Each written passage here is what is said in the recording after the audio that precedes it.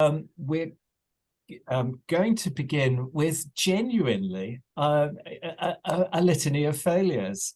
You hear that phrase all the time, but this is a litany based on Psalm 130, and it's all about how we cope with failure in the presence of God.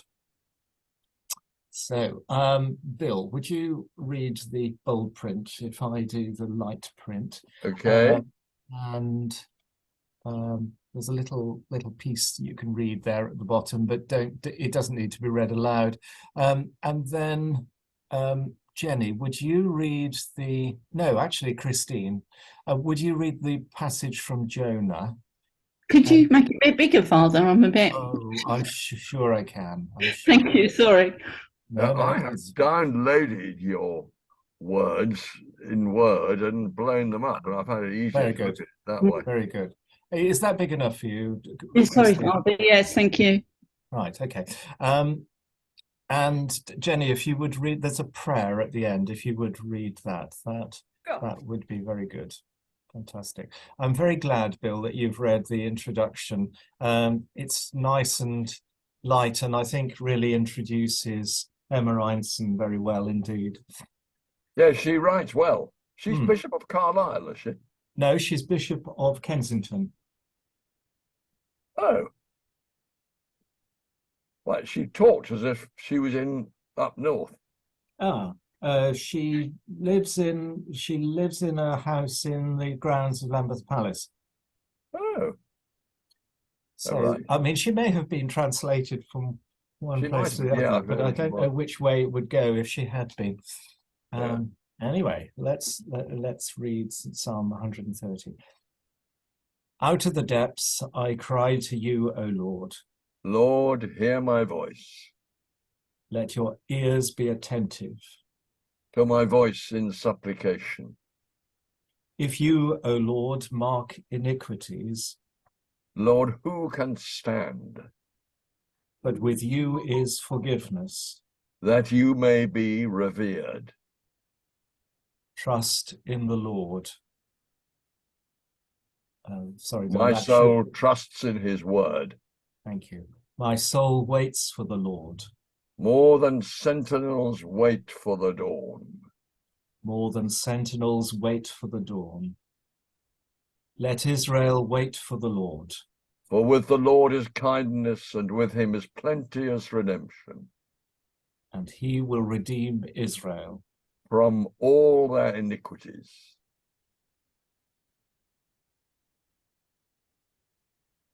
So we have our reading from the book of Jonah. Kristen. Yes, the book of Jonah, verse 3, 1, 4 to 4.5. The words of the Lord came to Jonah a second time, saying, "Get up, go to Nineveh, that great city, and proclaim to it the message that I tell you." So Jonah set out and went to Nineveh according to the word of the Lord. Now Nineveh was an exceedingly large city, 3 days' walk across. Jonah began to go into the city, going a day's walk, and he cried out, 40 days more, and Nineveh shall be overthrown. And the people of Nineveh believed God. They proclaimed a fast, and everyone great and small put on sackcloth. When the news reached the king of Nineveh, he rose from his throne, removed his robe, covered himself with sackcloth, and sat in ashes. Then he had a proclamation made in Nineveh by the decree of the king and nobles. No human being or animal, no herd or flock shall taste anything. They shall not feed, nor shall they drink water. Human beings and animals shall be covered with sackcloth, and they shall cry mightily to God. All shall turn from their evil ways and from the violence that is in their hands. Who knows? God may relent and change his mind. He may turn from his fierce anger so that we do not perish. When God saw what they did, how they turned from their evil ways, God changed his mind about the calamity that he had said he would bring upon them, and he did not do it. But this was very displeasing to Jonah, and he became angry. He prayed to the Lord and said, "O Lord, Israel, not this what I said while I was still in my own country. That is why I fled to..." Oh, sorry, hang on, that was the cat. Sorry. It's all right, give me a moment. That was the cat. There you are. That is why I fled to Tarshish. Sorry, that is why I fled to Tarshish at the beginning, for I knew that you are a gracious God and merciful, slow to anger, and abounding in steadfast love, and readily to relent from punishment. And now, O Lord, please take my life from me, for it is better for me to die than to live. And the Lord said, "Is it right for you to be angry?" Then Jonah went out of the city and sat down east of the city and made a booth for himself. There he sat under it in the shade, waiting to see what would become of the city. Now, I Sorry, Father, I always laugh when I think of Jonah. oh yeah, one should. He's quite a comical character, isn't he? Because he's always... He is. But I chose. I chose it, but so did the course. I chose this reading because it is all about failure, but it's failure mixed up with success, which makes it all the more comical. First of all, you've got Jonah is utterly disappointed. For as far as he's concerned, this is a personal failure on his part, because the retribution that he knows that should come to the city of Nineveh hasn't come, because God has done what Jonah knows God will always do, which is rat on the expectations that you have of God. So Jonah expects God to be angry, and what happens? Well, sort of as expected, God is merciful. So there's that bit, but there's also, I think, this wonderful description of the commands that the king gives, which always makes me laugh. With the animals being dressed in sackcloth, as well as the humans, and the animals being told that they're not to eat or to drink. And it just makes me laugh, because my two cats, if you told them that they weren't to eat or to drink, they would just go, "No, not doing that." So that always makes me laugh. And I also love shouldn't Jonah feel proud of the fact that with one warning, he persuaded the naughty people of Nineveh to desist from their naughtiness? Yes, he should, but he doesn't even get halfway into this city. He knows it's nothing to do with him, and he's very conflicted. I think that's the other thing. So that's why he says, "And now, O Lord, please take my life from me." He knows he's in the wrong. So he's full of resentment.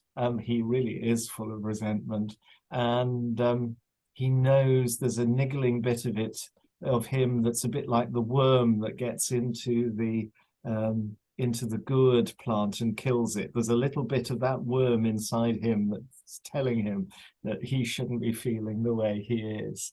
Yeah, it's a brilliant reading. Jenny.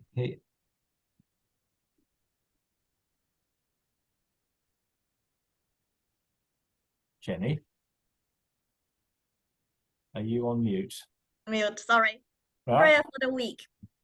Lord, help me to see clearly when things go wrong. May I not be swift to blame when others fail, and may I not turn away when I myself fail. Amen. Okay, thank you very much. So what I'm going to actually do is I'm going to see if I can share with you Emma Einson's introduction to this chapter. It's chapter 2 as far as she's concerned. It's chapter 1 as far as we're concerned. So I'm going to stop sharing and then reshare, and we'll see how we go. So. Sorry, are we talking about the book Failure? Yes. So we are. So which chapter? It's chapter 1 or chapter 2? It's chapter 2 that she is going to talk about. Oh, right. And did she talk about it in chapter 2 or not? Hang on. Let me just get the screen sharing right first of all.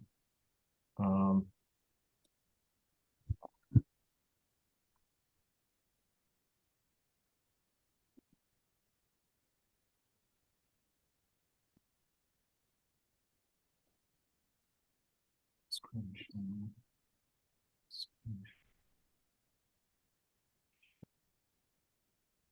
Ah, yes, it's up there. I see. Right. Oh, move. So, there we are. So, can you all see a thing that says read, watch, discuss? Mm-hmm. You can. Great. Yeah. Well, let's hope that if I press this, can you see a video playing? Yes. And is there music? Yes. Oh, good. Session 2 video, yeah. Oh, yes. Session 2 video. Chapter 2 is called What is Failure? And in this chapter, I try to define failure. But that isn't very easy. One definition is failure is what happens when things don't go according to plan. That's from Elizabeth Day, the author of the popular How to Fail podcast. But it might be possible to fail because you're trying to follow somebody else's plan, or because your plan isn't the same as God's divine plan. So whose plan is it anyway? I wonder, as you discuss today, whether you'd like to try to come up with your own definition of failure. In order to better understand what failure is and what to do about it, perhaps we need to get better at understanding the different kinds of failure there are. The chapter that we're looking at this week encourages the notion that not all failures are the same. I argue that there's a need for a more nuanced approach to failure. We tend to lump them all together. And when somebody fails, particularly in a public way, the cry goes up, whose fault is this and how are they going to be punished? Some failure is devastating, of course, and can cause great harm. And we need to do all that we can to avoid that kind of failure. But some failure is really necessary to lead to new discoveries, and it's to be positively encouraged. Perhaps then we're better off asking, what went wrong and how can we learn from that? It's about learning to fail intelligently, to get better at making better mistakes. Amy Edmondson is a professor at Harvard and she's an expert in failure. She suggests that there are 3 main kinds of failure: simple failure, complex failure, and intelligent failure. And her contention is that some failures are to be actively encouraged and others avoided at all costs. In the chapter, I outline her 9 different kinds of failure, ranging from blameworthy to praiseworthy. And I wonder if maybe you can think of some examples in your own context of failure that comes under those categories. We need to take the fear out of failure. Perhaps we need more failure parties where we all share something that has gone wrong to realise that we're not alone. Christians, I think, could lead the way in that. Our faith story prepares us for failure. The Bible shows us a picture where failure quite often happens after success. So we have the success of creation, followed by the fall. We have the success of the Exodus, followed by 40 years wandering in the wilderness. We have Jesus' successful ministry, followed by the cross. The cross is the most successful thing that ever happened, but it looked like failure. We'll be coming back to that in later weeks. So if you're wrestling with failure, you're in very good company. We're all imperfect saints. So welcome to the club.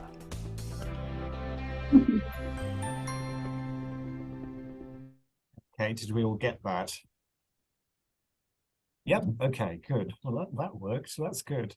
There is one of those for each chapter of the book.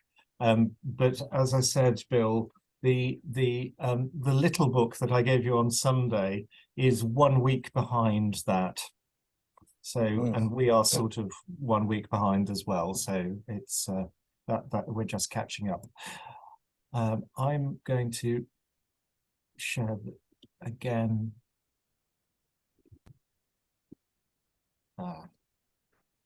Right. So, I wonder if there is a definition of failure that works for you. One of the things that Emma Einson points out is that actually in the English language, the word failure is a relatively new word, and there isn't universal agreement about what it means. Similarly, I discovered that the word landscape is a very recent word in English, and comes from landskip, and is a Scandinavian word originally, but it, you think about landscape paintings in English culture and they're ubiquitous. Well, actually that word landscape is a very, very recent word, and it's the same with failure. The word to fail is something that we've had forever, coming from the French, but actually the idea of a noun, a word that describes this thing that is failure, is a very recent addition to the English language. So there you are. Would anybody like to try to define what failure is? I think the British are very good at failure, Father. When I was growing up, it used to be if you did your best and you still failed, that was good. And to be, people that were sort of like won all the gold medals, and it always seemed to be America or Russia when I was growing up. Well, they were looked upon, oh, well, you tried. I think you can learn from failure. There can be glorious failure when you think about the Dunkirk, when you think about the rescue from Second World War in Dunkirk. I mean, that was a failure when we had to evacuate all our British Army off the beaches of Dunkirk. But there was glorious failure because we saved so many of the soldiers to fight again. But I think we're all very good image. I think failure is something, as a Christian, we will most probably always fail, but we need to carry on trying. Okay, the Christian perspective is a very, very interesting point, because we were having a discussion in the car going down to Whitstable at the weekend, and we were talking about churches where a church has just shrunk away almost to nothing, and what do you do about that? And my wife Sue, who used to work for the Bishop of Birmingham, remembered a conversation that with him where he said, well, we constantly look at problems like this, but we never do it with the perspective that God can apply to it, and which is is eternal. And what may look very much like failure at the moment has the potential over time and through eternity to become something to become something great again. And perhaps we we want to see that happen for the church as a whole, not just a one church in Birmingham or London or wherever, but actually see it happen for the whole church. Bill, you were going to say something. Yes, I'm just going to say that Emma had said that she defined 9 types of failure, didn't she? Yes. And you can start. I mean, the most cataclysmic, man-made, blameworthy failures are things like the Grenfell Tower fire, the earthquakes in Turkey and Syria, where buildings were put up not according to specification, where a train in Greece drives head-on into another train because of failures in the Greek railway system. And I'm going to see, sorry,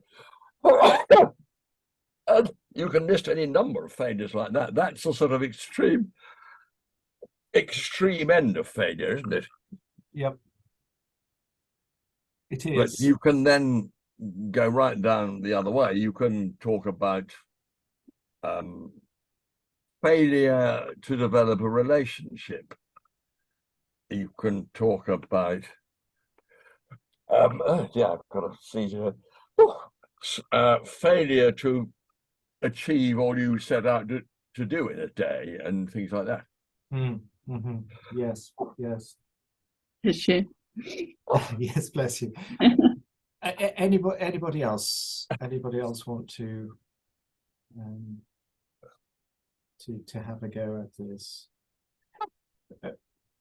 Yeah. The self-development books that I was talking about with Yoshko at the very beginning of the session, that you see at the airport, actually talk about failure, tend to talk about failure as a very, very necessary element of eventual success.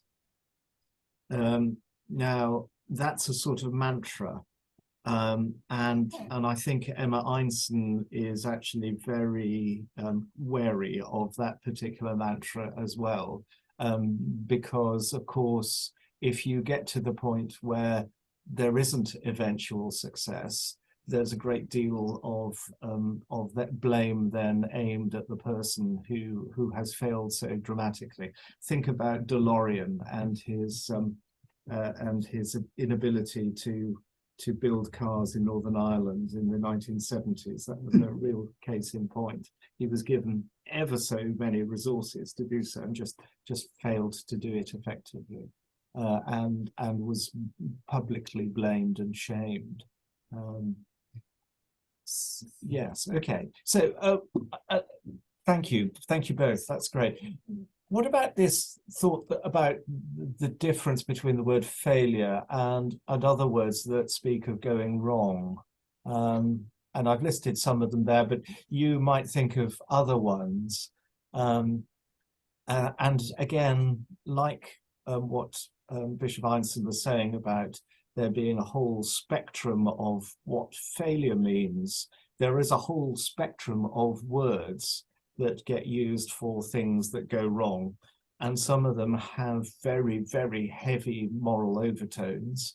And some of them are really quite permissive.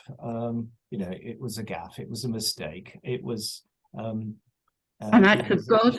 An act of God. Thank you. That's a really good one. Excellent. Yes. Blame God. Yes. Very good. But you see what I mean. And yet some of them are really, really do point the finger. This is naughtiness. Naughtiness is something that we associate with children, but actually in church language, naughtiness is about becoming naught or nothing through our actions, and relates to Greek philosophers who said that the good was the only thing that existed, and actually if you then did evil, you ceased to have any real existence. You became a thing of naught. and that's where the root of naughty and naughtiness. So there you are. It's a little bit of philosophy as well. What is there a difference between those words and this big word failure? You can almost hear it, can't you, as I say the word? There's a sort of forcefulness about failure. There's almost a sigh built into the word itself. Well, you can have something like metal failure, meaning metal fatigue. Mhm. And the comet disaster comes to mind, Yes. because that was a consequence of an unpredicted metal fatigue in putting square windows in a pressurized aeroplane. Yes. Yes. But Well, thank you. That's good, and that does sort of communicate that sort of almost that sigh of fatigue and weariness that I think hangs around that word failure. Interesting. Thank you. Yes, but you can then develop from that into saying that led to the successful development of generations of airliners which are flying today. Yeah. That without the failures of the comet, that lesson would not have been learned, or it would have been learned later or whatever. But the fact that you can now fly around the world relatively safely, you can, in a sense, attribute to the catastrophe of the comet. Yeah, indeed. And that comes into this spectrum of blameworthy to praiseworthy and failure, because, well, we'll come on to it. Yes, thank you. That's really helpful.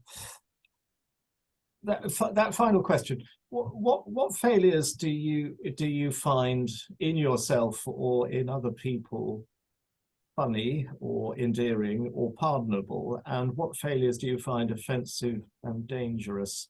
And of course, I'm going to ask you why. So, Bill, I'm going to hold you back, if I may, and let somebody else speak. I'll button my lip. We do talk about foibles. That's another word, it's all about failings as well. But that's sort of a weakness for chocolate or something like that. And there's very little moral overtone in that. We're just saying, oh well, so and so is predisposed to like eating biscuits or whatever. What failures in other people do you find funny? There's a whole entertainment industry based on this, for heaven's sakes. What things are funny, what are endearing, and what are pardonable, and what are offensive and dangerous? I've got a really lovely friend, but her one weakness is she will, if she's bought anything or something's been bought, she'll say, well, it cost blah, blah, blah. And she always has to tell you the price of what it was. Or she spent so-and-so on this, or she gave so-and-so that. And she's a lovely person, but you're always waiting for that thing to come, that, it costs so much. Do you think she does it without knowing? I don't know. Me and another friend always say that it was the way she was brought up, maybe, that everything has a value and you this, that, and other. But she can't resist it. She always says, well, it cost so and so, or they paid so and so, or that. But it's a sort of an endearing quality, and it's just funny. But can I suggest it isn't? It's actually an offensive thing, but you've learned as a group of people, because actually you love her as a friend, to interpret it as something endearing and pardonable. We're good like that. We are very good at doing that. but I was brought up that you never spoke about money like that. If you had money, you didn't flaunt it. You just it was wrong. Yeah. But yeah, that is one of the things that, I think now it is irritating, but you just find it funny. Yeah. She knows every time she's going to bring it up. Well, of course, laughing is it's a defense mechanism, isn't it? It's something that we do to take the sting out of things that aren't very funny. So yeah, that's a brilliant example. Thank you very much. I posted a funny failure on the chat. There's a picture. If you are interested, you can download it and watch it later. Oh, right. Okay. Thank you. We'll enjoy that. Yeah. Okay. Nice one. What about anybody else? Things that are offensive and dangerous? Well, Bimala has many endearing failures, one of which is to go out shopping and then come back and tells me how much money she saved. The opposite. Yes. Yes. Because they were all half price or discounted or something. Yes. Yes. Bill, that is a woman's trick. That is a woman's trick. You never tell how much you've actually spent. My mum used to do that. She used to go out and she bought anything and she'll tell my dad, oh, well, it only cost so-and-so. And I looked at her and I'm thinking, well, Mum, it cost double what you said. But I think that's a woman's sort of thing that woman does. But Ronnie Barker, sexist. Ronnie Barker developed an interesting failure. He developed a speech impediment. And I don't know if you ever watched Open All Hours, where he's a shopkeeper in the shop. Yes. And he has this terrible speech impediment and can't get his words out. And he plays it brilliantly, and it really makes you laugh. Yeah, brilliant. Okay. I was looking up Proverbs 31:10. A good wife who can find? She is more precious than jewels. The heart of her husband trusts in her, and he will have no lack of gain. There you go, Bill. Jolly good. If failure is the inability to obey a rule or hit a target or achieve an outcome, who says and who is setting the rules? There's a lot of that, isn't there? So there's sort of social norms that we do or we don't hit or achieve or live by. Is that a failure or not?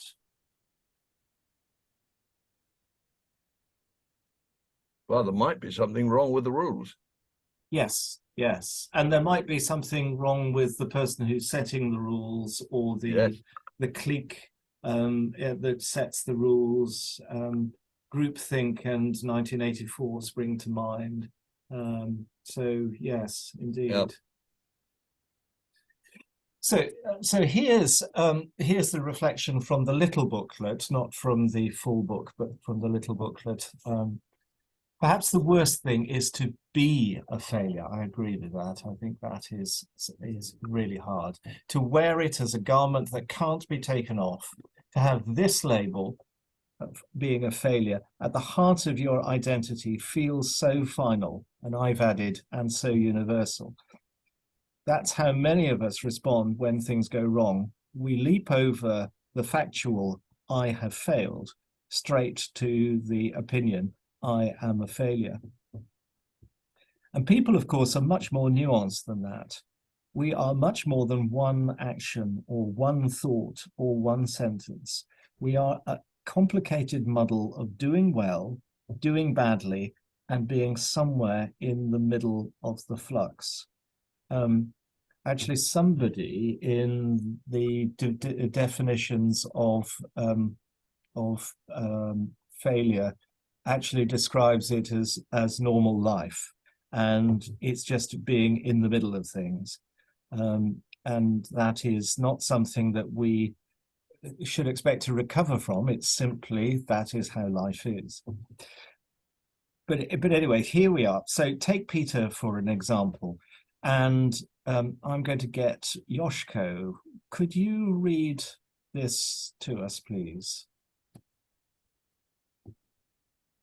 From now? Yes, if you would. So from now, yes, that's right. No. Yes. Yeah. Now Peter was sitting outside in the courtyard. A servant girl came to him and said, "You also were with Jesus, the Galilean." Galilean. But he denied it before all of them, saying, "I do not know what you are talking about." When he went out to the porch, another servant girl saw him, and she said to the bystanders, "This man was with Jesus of Nazareth." Again, he denied it with an oath, "I do not know the man."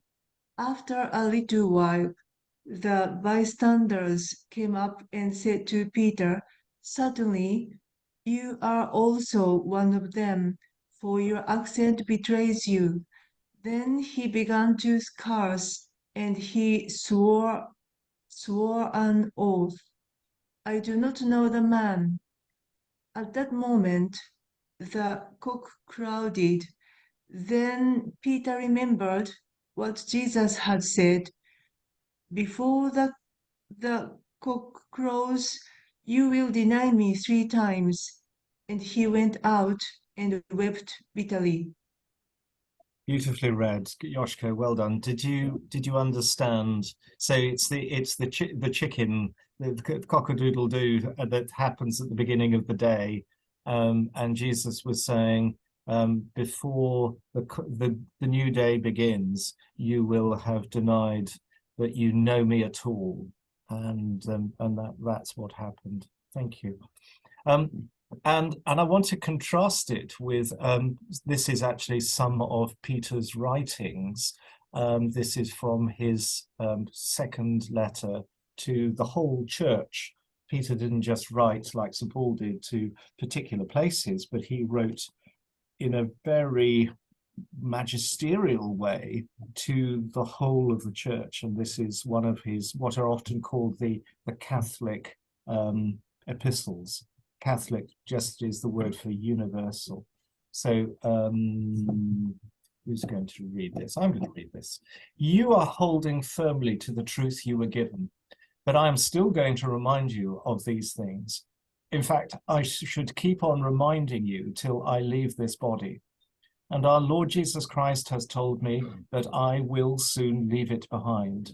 That is why I am doing my best to make sure that each of you remembers all of this after I have gone.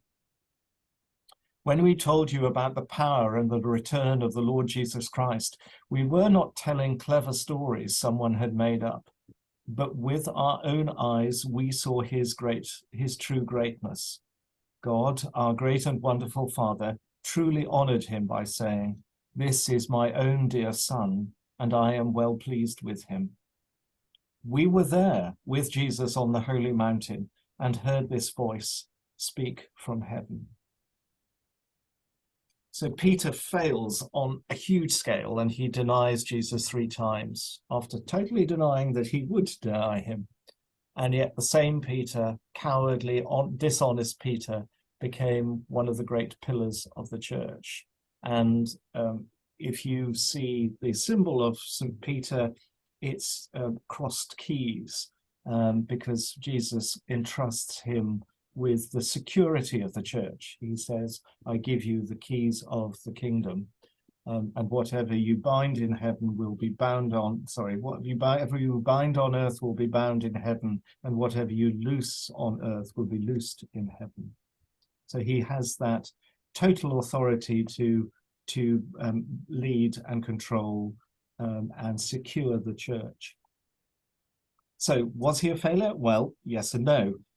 But much more importantly, he was forgiven and loved and defined by God. So not defined by his failure, not defined by his skills, but actually defined by God. And the little booklet has this really nice activity, which is to make a list of things that define you. And I've added some extras because I didn't think the list was long enough. Jenny, I'm going to ask you to talk about the things you do, either professionally or as hobbies, and give us a picture of the complex person that you are. I actually did this exercise earlier, and I listed a lot of. I started with being qualified accountant, and then a wife, and someone who can play the piano, etc., etc. And then I feel quite ashamed of myself. I listed being a Christian as quite late on, and I thought I should have put it on the top of it. And yeah, so yeah.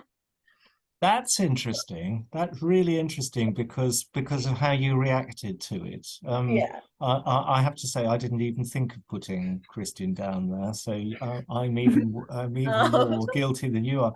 But you know, what you're doing there is sort of snatching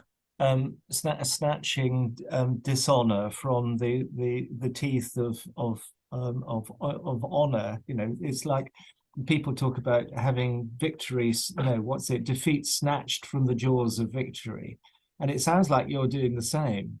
So you're embarrassed about the long list, and want to say, oh yes, but actually I should have, what I really needed to do was to put that thing first, put Christian first.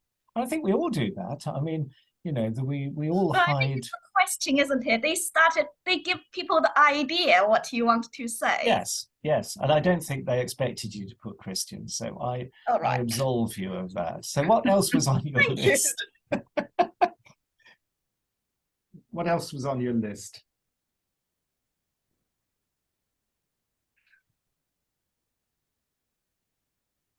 Hello?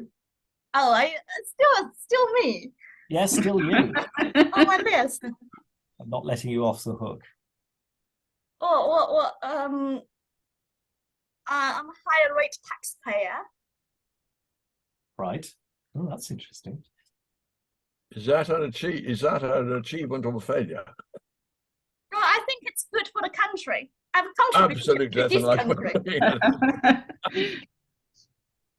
Yes, I agree with that.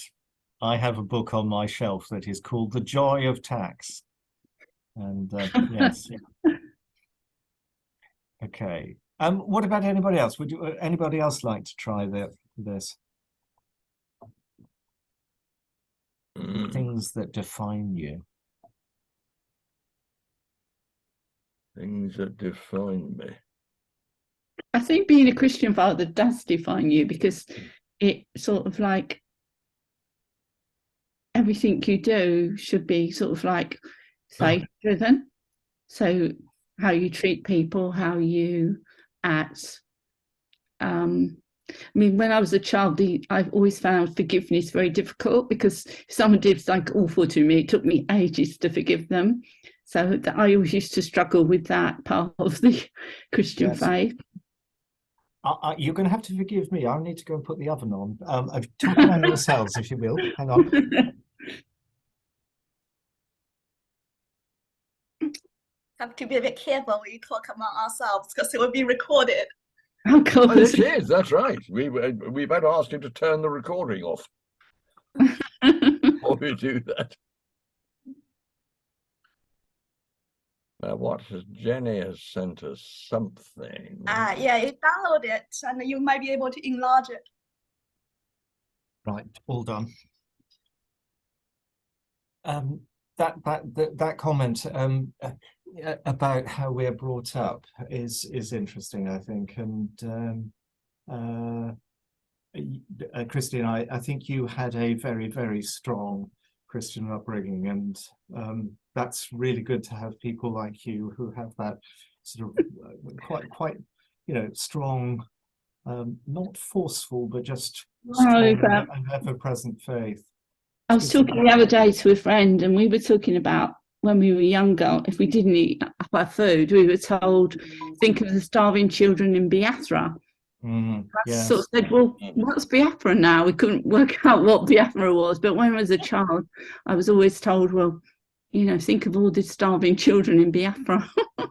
Yes, I had a lay reader friend in Hitchin, where I was first a curate, called Joan Burton, and Joan was from an Anglo-Indian family and brought up in one of the cities in India, and she had a absolute loathing of rice pudding, and rice pudding happened every week. Every week she said, "I'm not eating it. Go and give it to the poor children outside." And finally, one day, her mum, in desperation, did exactly this and took the bowl outside, and was mobbed by the children, who dashed this bowl of rice pudding from her hands. And then, when it was lying in pieces on the ground, scooped up the rice pudding and ate it. And Joan was so mortified by that experience that she very happily ate everything that was put in front of her. And clever parent there, I think, really. Yeah. Fantastic. This is the very end of the list of that goes from blameworthy to praiseworthy failure. And it is a crucial bit of science.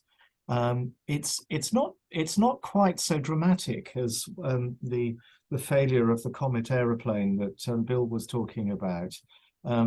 That of course was a disaster as well as a failure, and people were killed in it, and that was not a happy thing at all. But actually, failure in science is a crucial bit of the whole process of exploration through experiment.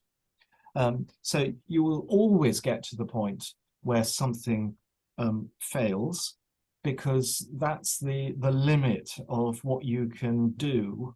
And if it isn't the limit, then your hypothesis is wrong, and you need to change it. Equally, if the failure can also define, can prove that your hypothesis is wrong anyway, you know, you need to change it. So it's absolutely crucial. It's always test to the point of failure in science, and repeatedly. You know, you don't just make it fail once, make it fail many times, and prove that's not the edge of the knowledge that we're looking for. That's not the proof that we're looking for. So in the Comet disaster, they tested to failure a life-size Comet airliner in a water tank, and yes, pressurized and depressurized it. And I think after 1,000 times or something, it had a failure at the corner of one of the windows. Yeah, extraordinary. That right. was testing to destruction. Right. Yes. So the Christian experience of failure, Emma Einstein talked about that in her introduction, the way in which creation is immediately followed by the fall, and it's also followed by the story of the Tower of Babel, and also the killing of Abel by Cain. And similarly, the story of David being victorious over Goliath is followed by the story of Uriah the Hittite and his wife, and the dreadful treachery that King David wreaks against his most faithful servant. So that's a very common pattern. But from the very beginning of the Bible, God calls human beings to take risks. Even Adam and Eve in the garden, they're told in no uncertain terms they're not to eat of the fruit of the tree of the knowledge of good and evil. But actually, that tree is left in the garden. It's there.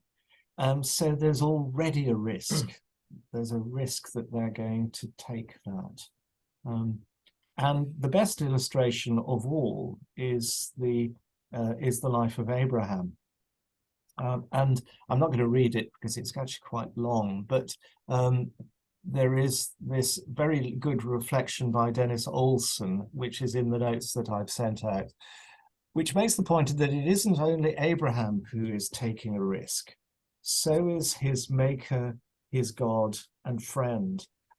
So God stakes everything on calling Abraham. Abraham is going to be the way in which he is going to bless the peoples of the earth. And it's a huge risk. And as it says there, the risk is staked on the most unlikely pair, old Abraham and Sarai, Abram and Sarai, and they're past it. They are infertile.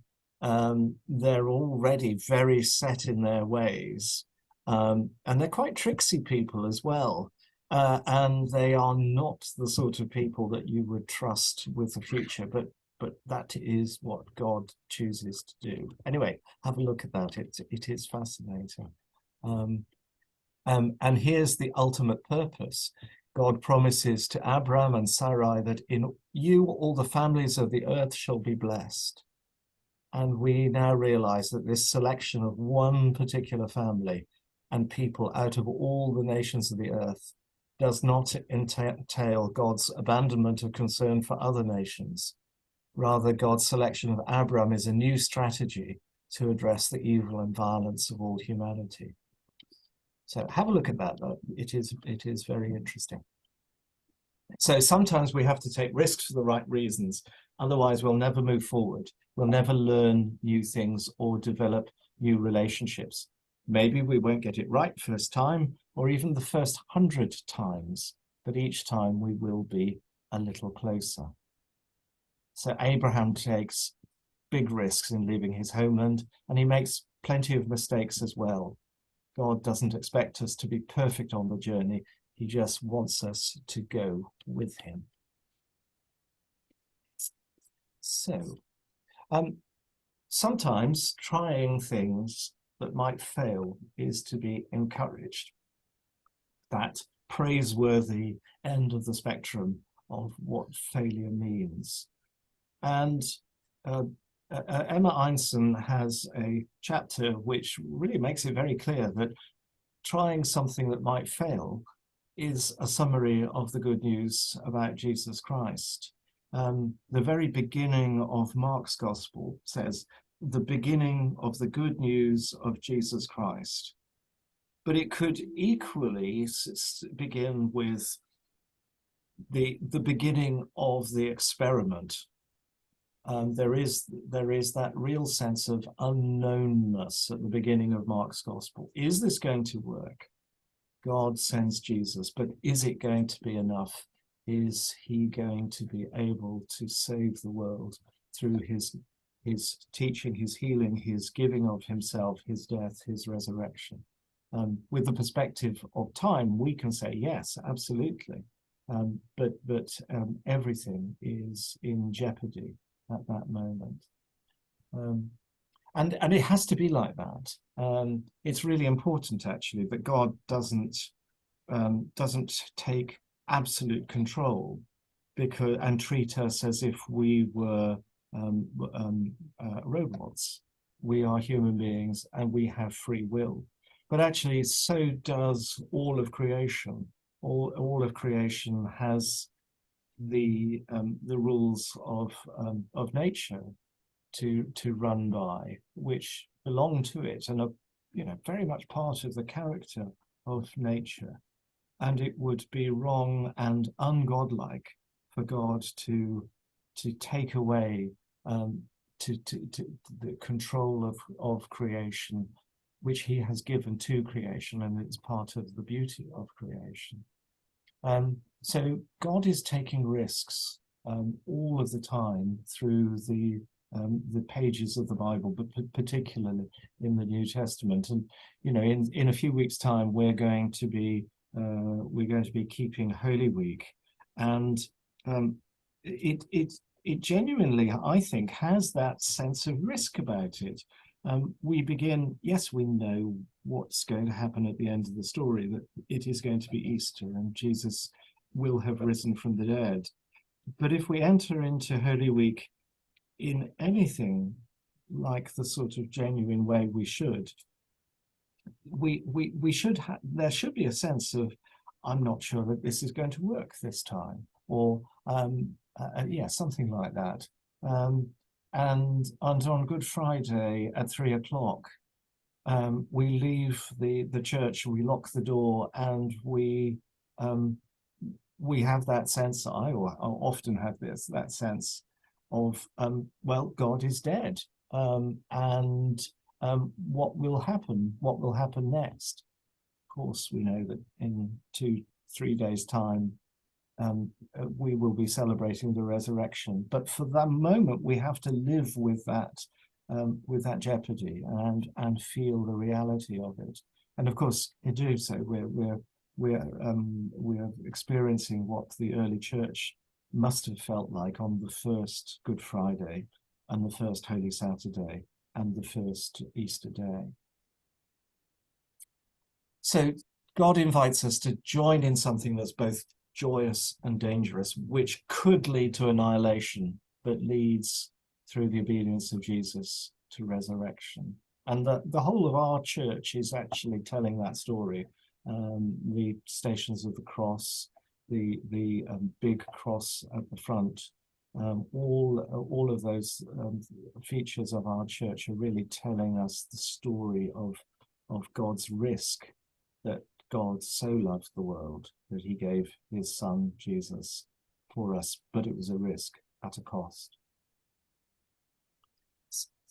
So how we will close in a moment, but I wanted to ask how we put this sort of risk-taking, holy risk-taking, into practice in our own lives, and also what stops us, because Emma Ryanson talks about fear, the fear factor that stops us taking things that might be failures, but she's particularly concerned about the way in which fear that is generated through social media holds us back. That's interesting. I find that interesting because I'm not conscious of that, but the younger generation certainly are, and you know, their activity and behaviour is often defined by social media, whereas I couldn't really care less, but that's just me, and I'm just at that age. What about other people? What about risk taking? I don't do social media, Father. I'm like you. I think social media can be, I could say, a tool of the devil, because it makes people feel isolated, envious. You just got to live up to that image. It's a sort of like, you know, in some ways it's a great tool to communicate. But I think in other ways, people just can be very isolated. They can have 1,000 friends on Facebook and not know these people. Yeah, interesting. Yeah, thank you. I too don't do social media, so I'm not subject to those pressures, other than occasionally communicating on WhatsApp. And I mean, your attitude very much depends on what stage of life you're in. I am retired. I'm in my declining years, so I tend to sort of be less and less concerned about what people may think of me, if that makes sense. So, you know, I don't feel shame about going to church. I do what I think is best, without fear of the views of other people. I'm not ambitious anymore because my ambitions, such as they were, have been realized. And so I'm subjected to far less sort of pressures against doing what I feel to be right. Thank you. That's really helpful. And that's really helpful for that question about, do we have to be perfect, or can we just be adequate followers of Jesus? I think this is important in parenting, that we recognize that we can't be perfect parents, but we can be perfectly adequate parents, and do a half decent job. And I think that's true too of being followers of Jesus, that Jesus doesn't expect us to be saints. Well, he does expect us to be saints, but not perfect saints, inadequate saints, partial saints, faulty saints, but saints, yes. Brilliant. Does anybody want to say anything else before we close? I would say Bill is a recycled teenager. Yes, I agree. Because he doesn't care what other people think. When you're young, you don't always care what other people think. You just do it. But, I didn't as a teenager. I was racked with concern about how if I got slightly tipsy at a party, I became so extraordinarily responsible for everybody else who was at the party, and I would make sure I took them home. And I even at one point tucked somebody up in bed, and as I left the house, I thought, this is ridiculous. But, yes, so maybe I was a very different teenager, but I like that picture of the recycled. I think I've been misjudged by Christy. No, it's just meant as a compliment. I'm not devil may care. I don't. No, Bill. I'm just saying that you have got your views. Yeah, I'm able to pursue what I yes think to be right and godly and everything else without being bothered about define you, but it can other people's opinions.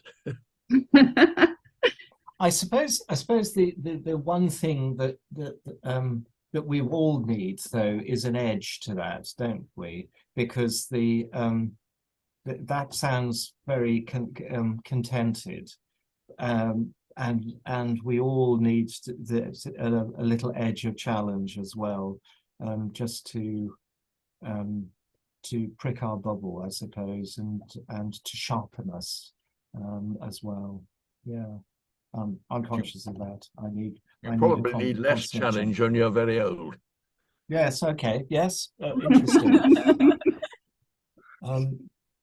We should all read James Woodward about aging. James Woodward was the bishop's chaplain to the elderly in Birmingham, and is very interesting about the whole way in which the assumption is that you no longer can carry responsibility, which is ridiculous, because it's the experience of years, and he was a very effective chaplain at I forgot the name of the place, but it was a residential community for the elderly, and a fantastic institution in Birmingham. Let's close, and let's pray for God's blessing. To God's gracious mercy and protection I commit you. The Lord bless you and keep you. The Lord make his face to shine upon you and be gracious to you. The Lord lift up the light of his countenance upon you and give you peace. And the blessing of God Almighty, the Father, the Son, and the Holy Spirit be upon you now and remain with you always. Amen. Amen.